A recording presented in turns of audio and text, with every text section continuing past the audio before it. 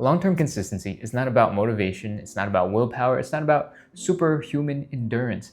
In fact, I have 5 rules that help keep me super consistent, and I've used them for 365 plus days of side splits stretching consistency. So here are the rules. They're relatively easy to remember, but to help you remember them, let me introduce you to Don't Do That, Derek. Let me tell you about Derek. It's New Year's Day-ish. Derek sits down, he's excited about New Year's resolutions. He writes down at the top of his list, run a marathon. Great, cool. He keeps on going, a couple more things, half the morning is over, and his list is getting pretty long. And that's fine. Everybody's got dreams. We aspire to do things. But as a normal, real-life human being, Derek's got other things to do. So he's done with that for the moment, goes off, hangs out with his family, visits friends. It's the holidays. Come back tomorrow, he sits down, he looks at the list, and he goes, run a marathon is at the top of my list. How do I begin? He starts typing on Google, and he finds a bunch of stuff. He's got 18 tabs open, 16-week training plan for a marathon, 20-week training plan, base building, interval training, and now his head is spinning. It's 2 hours deep, and he has absolutely no idea how to start. He goes, I just need to do something today. He goes, I still need shoes. Let's go buy those. So he goes down to the rabbit hole, and he's searching for the best shoes. He's searching for the best equipment, and that is day 2. He has not run a little bit. He has run 0.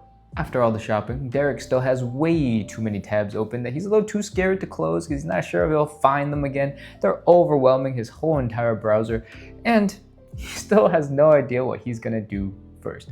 He tells himself, okay, it's fine. I will figure it out over the weekend, and I will start on Monday. A couple days more pass, and it's day 7. He still has not run a single mile because he has not figured out his plan. Derek has a problem, and it's not running. Derek's problem is starting. Here's rule number 1, start before you're ready. Say it with me, start before you're ready. Derek's mistake was he wanted to be ready. With the perfect plan, with perfect equipment, with perfect weather, research became procrastination. I used to do the same thing with stretching. I'd watch hours of YouTube videos and make a big old list of all the different stretches that I should be doing. I'd put it all into a beautiful spreadsheet, and then I'd never look at that spreadsheet ever again. Here's the truth that Derek needed to hear. Action creates clarity. What should have Derek done instead? On day 1, he probably should have closed his laptop, put on the old sneakers, and go for a run down the block. 2 minutes, messy, imperfect, but done. Derek needed to stop researching and just go. You'll never feel totally ready. Start anyway. And you're just guessing at what problems you think you're gonna run into, what you're not ready for. So you might as well just go and get started and figure out what it is that you don't know and what you need to do more research about. Go gather data, and then you can research as much as you want. Cool? In an alternate universe, Don't Do That Derek has started running. He's doing a great job. It's week 3, and he is following that plan he found on Google, and it says he needs to do 3 miles today. But the problem is, he's a little bit sick, his dog is a little bit sick, he is dog tired, and he thinks to himself, it's okay, I'm sick, I'm just going to skip it today. Unfortunately, 1 day skipped, next week feels like it's 2 days that's been skipped, and soon he's skipping a lot of days.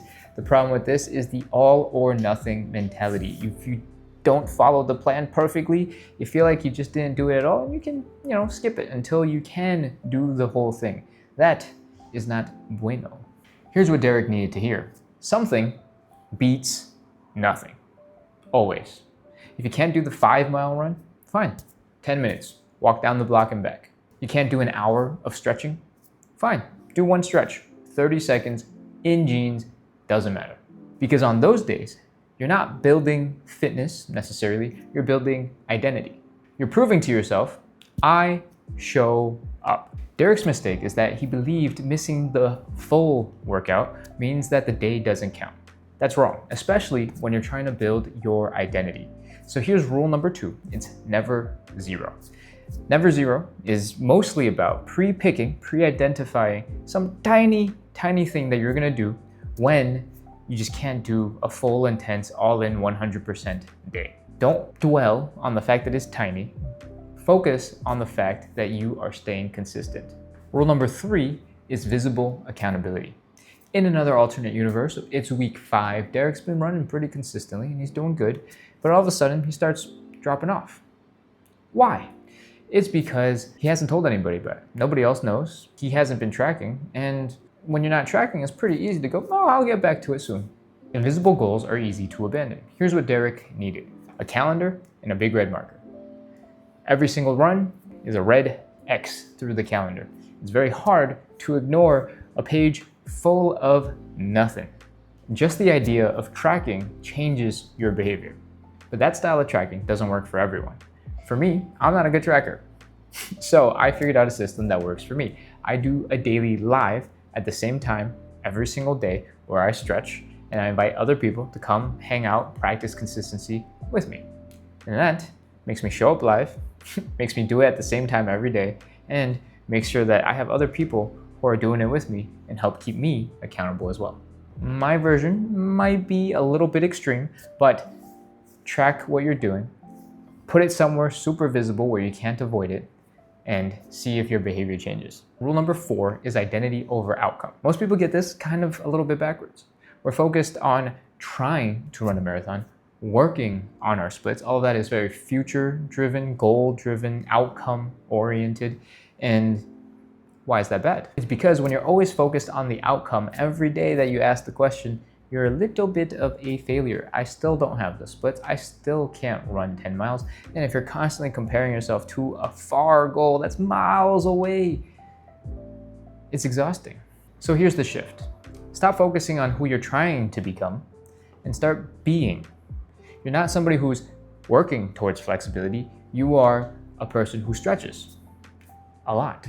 And what does a person who stretches a lot do? They stretched today. They stretched without caring about motivation. They stretched without caring about how much energy they have and how excited they are about stretching. They stretched. Do you see the difference? Outcome thinking, did I get the splits today? No. Failure. Action and identity thinking, did I stretch today?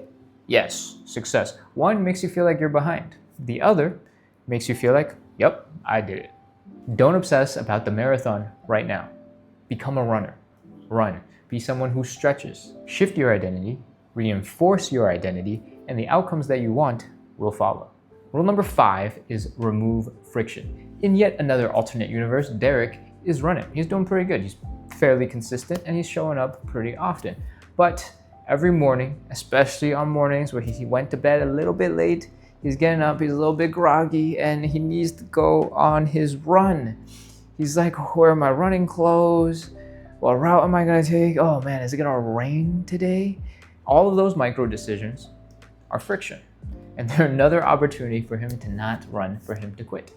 Friction kills consistency. Derek needed his shoes to be in the same place, his clothes ready and hung and ready to go, his route pre-planned, weather checked, so that as soon as the alarm goes off, zero decision making, he puts on his shoes, he walks out the door and starts the run.